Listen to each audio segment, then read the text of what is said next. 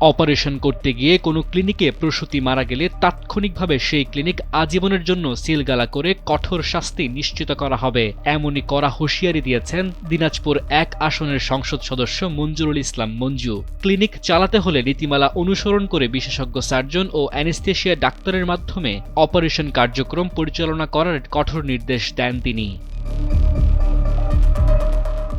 প্রতিটি ক্লিনিকের সার্বক্ষণিক রোগীর তদারকি করার জন্য অন্তত একজন বিএমডিসি রেজিস্ট্রেশন পাওয়া এমবিবিএস ডাক্তার, মেডিকেল অফিসার, ৩ জন ডিপ্লোমা নার্স এবং নীতিমালা হিসেবে অন্যান্য জনবল নিয়োগ করতে হবে। ল্যাবের জন্য চুক্তিভিত্তিক সার্টিফাইড মেডিকেল টেকনোলজিস্ট রাখতে হবে, অন্যথায় ক্লিনিক বন্ধ করে দেওয়ার কঠোর হুঁশিয়ারি দেন তিনি।